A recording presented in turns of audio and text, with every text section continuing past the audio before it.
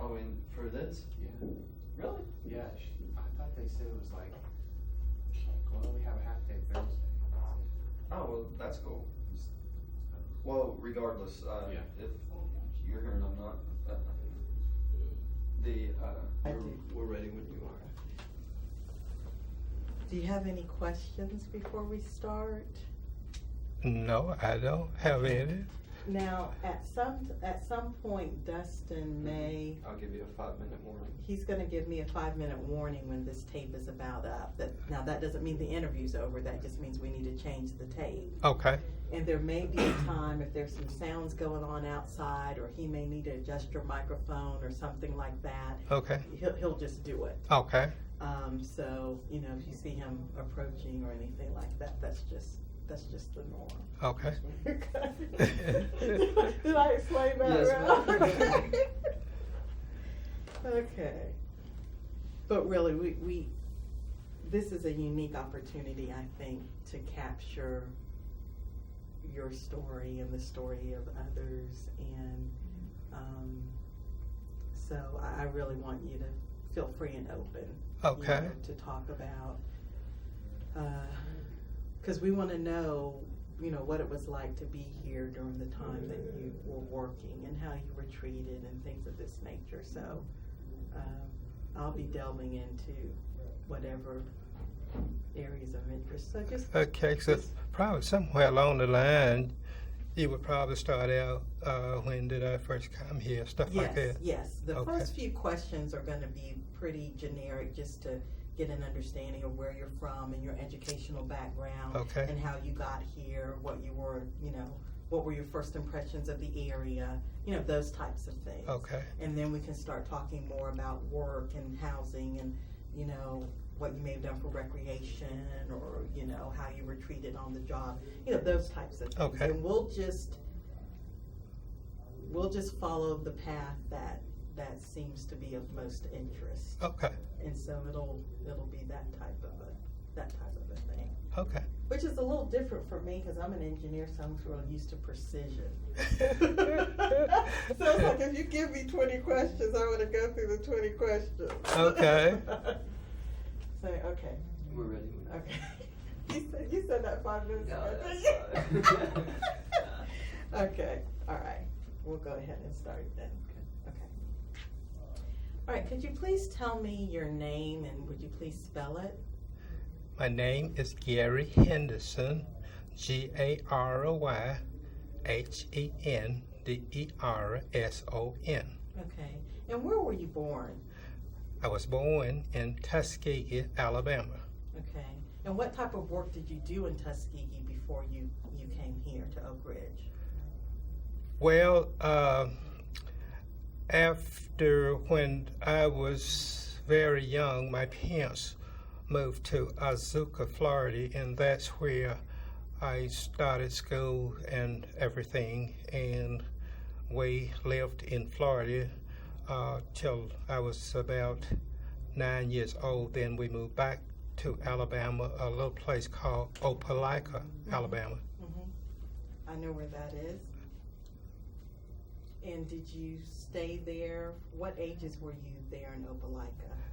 Okay, I lived in Alabama from age 9 until I was 17, and I came to Oak Ridge, Tennessee to visit my brother, and I like here, and I just stayed. So, was your brother working here in Oak Ridge at the time? Yes, What type of work did he do? he was a laborer. Okay. And that was in 1949 when I came here. Okay. So you found out about job opportunities through your brother here when you came for a visit? Well, my brother were already here, and of course what influenced me into coming to Oak Ridge, I had a second cousin living here also, and he came back to Opelika, Alabama on vacation, and during his 2 weeks vacation, I talked to him and asked him about job situation and everything, and he said the jobs were plentiful, and of course that influenced me a whole lot because as a young person, I always wanted to move to a big city in the bright lights, and because not knowing that Oak Ridge, it wasn't the type of city I was expecting, but the longer I lived here, the better I liked. And so that was at 1949, and with the exception of being in the military for 2 years, I've been here pretty much all the time. Okay. So when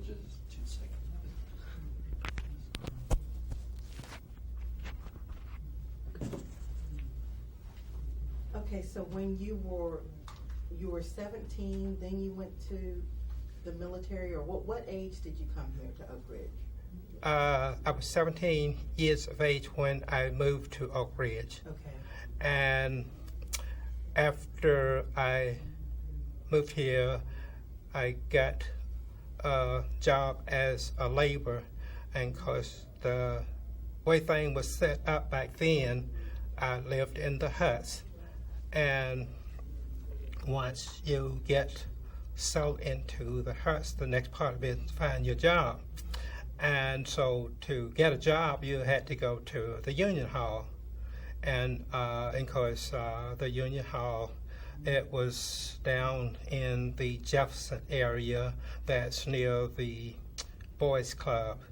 And whenever different company need X numbers of men, they would call the union hall, and they would send out 50 whatever, and you might be there for a day or two, but back then it was a lot going on and jobs were plentiful, so it wasn't hard to get a job. And so after I was here 2 days, I was sent out on a job.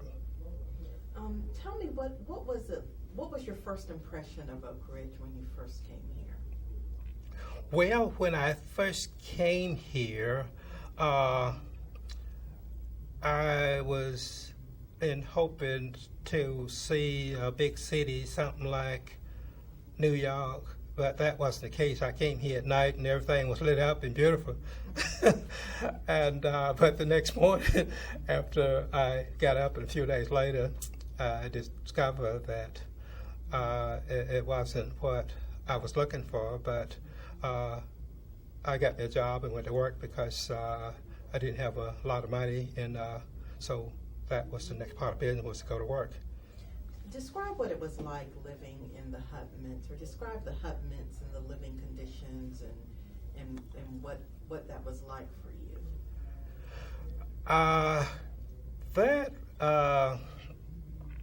Back then, it was set up sort of on the military style. You had a bunk, and we would pay like $1.40 a week for rent, and real economical. And we had a cafeteria. We can go and eat if you chose to do that. The way the huts were set up, a lot of the fellows, they would cook food on a hot plate and something in that order. But everything was real economical, and because that take care of that part of it. But for as my free time after working hours, we had a pool room. I used to enjoy playing pools and playing cards, and I always had a kind of a religious background. On Sunday, I would go to church and then back to my home, my hut. Mm-hmm. Now, tell me about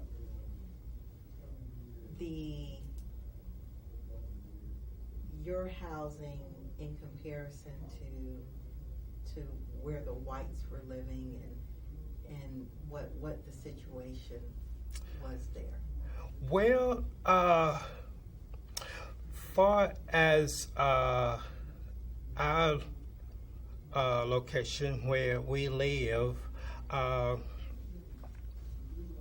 The singer peoples, they were separated. All the men were in one area, and we had a sort of a security fence, and the singer ladies would be on the other side of the fence.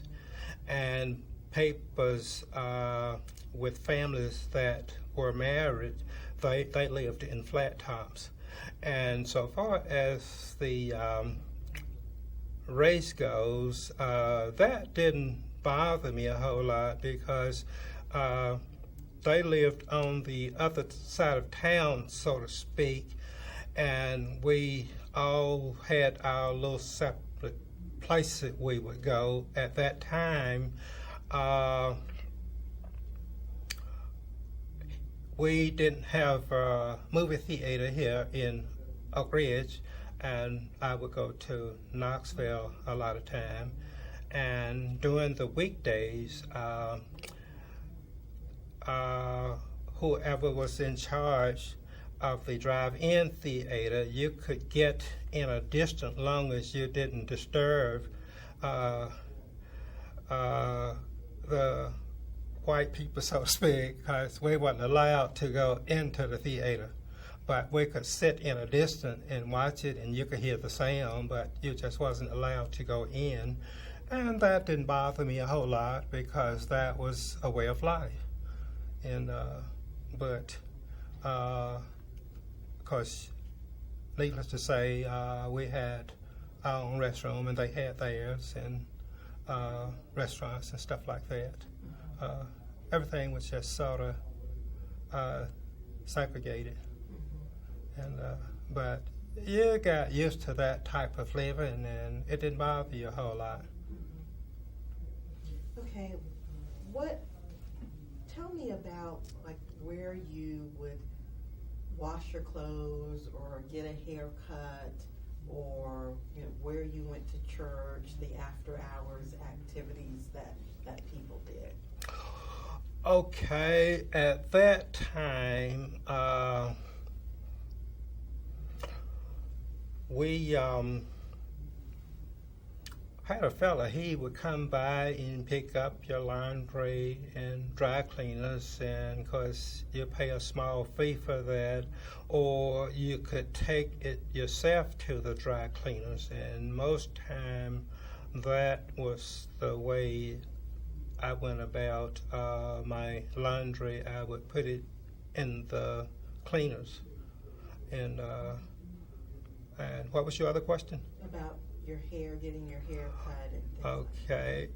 We had our own facility for that. We had our barbershop, and the white had theirs because they didn't come in ours, or we wasn't allowed in theirs. And that was the way that played out. Okay. So tell me, I want to talk a little bit about your educational background. What is your educational background? Okay, when I first moved to Oak Ridge, I completed the 8th grade. And later years, after I went into the military, I saw a need to go back to school. So I started taking some classes when I was in the military, and after I got out, I finished high school in Knoxville, a little place called Austin and East High School, Austin Evening School, and I finished night school and got my high school diploma. And at that point, I was able to apply for a better job, and of course I'm getting a little bit ahead of you probably. Now, this was, I finished high school in 1959 after I had came out of the military. And at that point, I applied for a technician job at K-25, and I was able to get the job. And before that time, I was working in the Y12 area, biology division. I was an animal caretaker. and I worked as an animal caretaker. That was for Union Carbide starting at January, and I worked there until March of '53, and I was drafted into the Army. And after I got discharged from the Army, I came back to Union Carbide and got my old job. And during that period of time, I decided to go back to high school. And as I stated before, I finished in '59, and in 1967, I applied for a technician job at K-25 and was able to get the job. And I worked at the K-25 facility from 1967 till 1974 as a technician. And that job played out, and I was able to get a job at X10 as a technician, and I worked there from '74 up until 1990, and I retired. Because the company changed names a little bit, because I started out with Union Carbide, and somewhere along the lines, when I was working at X10, Martin Marietta came in the picture, and they taken over. And so that's when I retired from Martin Marietta. So what was your first job that you had when you first got here? My first job when I moved here, it was as a laborer. I worked here in the Oak Ridge area for like 6 months, and I went back to the Union Hall, and they sent me from there to a job called Maxson Construction Company, and that was it was K-29, and I worked there. I would say from 1950 and to '52, because I started working for Union Carbide in 1952 as an animal caretaker at biology division. How did you tell me a little bit about your job as an animal caretaker? What did you do? Okay, my responsibility as an animal caretaker, I was to change the animal bedding, make sure we would change the bedding twice a week, and we changed the water bottles twice a week. And the animals had earmarks, and as they died, because we was dealing with experimental animals, and it was the animal caretaker to read the animal ID, and you would make out a label, and you wrap the animal and put it in the freezer, and later someone would come along and they would perform autopsy on the animals and see what caused it to die. What kind of experiments were being done on the animals, do you know? Some of them were exposed to radiation, and back then I didn't have lots of interest. I didn't keep up with all the details of what went on. I just my main concern was to get a paycheck, and I just didn't have much interest in what was being done to the animals. I understand. So you started out as an animal caretaker. Yes. And then, is that when you went into the military? Could you summarize again your first job and that progression? Okay. After I started working for Union Carbide, I worked with the company until March 1953. And I was away for 2 years, and I came back to Union Carbide in the latter part of 55 because after I got out of the military, they had to reactivate my clearance. You would have to have a Q clearance to work in these areas. And even though I just went straight from the company to the military and from the military back to the company, but they had a certain amount of things they had to check out for their own records, I guess. So, you said you had a Q clearance back then? Yes. Did only certain people working in certain areas have a need for a Q clearance, or did most people who worked out there have to have a Q clearance? Good question. At that time, everybody that worked in the restricted area, they would have to have a Q clearance because before you could get into the area, there were a guard and he would check you. You would have to have your badge. In later years, there were people that they didn't have to have a Q clearance to work in certain area, but you would have to have a badge to get into the area. But the particular area where I was working, it required a Q clearance. Now, how did you get to work back then? Okay, going back to the beginning, when I first came to Oak Ridge, we had buses, and you could,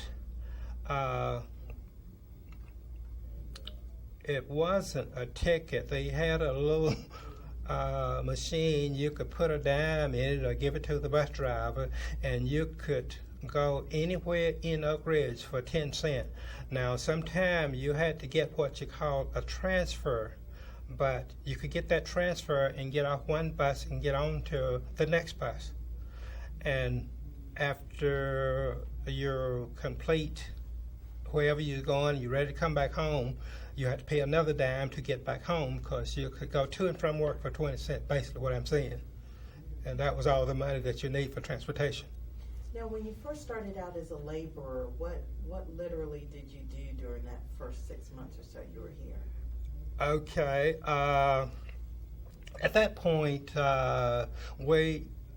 not me, but you had people to dig ditches and lay pipes, and what the labor would do, they would just fill in the dirt, and you had what you call an air temp. You would just pack the dirt onto the pipes to make the filling the foundation solid. And so, and later after we laid the pipes, people come in with bulldozers, and they would smooth up the land, and later they would come along and start building houses. So you were a laborer for housing? Yes. At that time, at the beginning? Yes. Okay. What about, did you ever, what were some of the health, or what were some of the benefits of working here? I mean, did you come here primarily because of the pay? Was the pay better than what you were getting at home, or you just wanted a job? What was the reason for you wanting to come here? Opelika, it was a small city, and as a young man, I just wanted to move to a larger city. And in talking to my cousin, I thought Oak Ridge offered all of those things. And it wasn't a lot of different in the pay than what I was making, because before I came here, as a young man, I was working for a block company, and my job there, that was in Opelika, Alabama. I was making blocks. You had a machine, and you just, certain things you do, and you was just, your job was to make blocks all day. And during that time, it paid a fairly decent salary because nobody made a whole lot of money back then. And of course, when I came here, you could make $1 an hour, and I was making a little less than that when I came here. But you adjust to certain conditions, and I didn't have much responsibility because it was only just me, and I didn't need a whole lot. I understand. What about did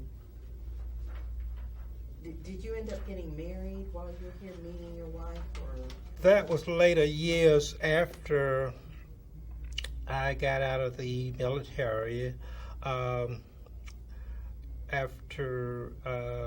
Because during my stay in the military, I was impressed with my experiences there. I liked the military, and it wasn't my intention to get out, but I served 16 months in Korea, and after my time was up there, they shipped me back to the States, and I wanted to go see my parents. They were in Alabama, and that's where I got when I got discharged from the Army. Well, first of all, when I was shipped back from overseas, I still had 3 months, a little more than 3 months, to stay in the service. And I visited with my parents and told them my plans, and they didn't like the idea of me staying in the military, and they wanted me to get out. And I just took them as their advice, and I didn't push it any further. And I just obeyed them, and I went back, and I finished my 2 years out, and I went ahead and got discharged.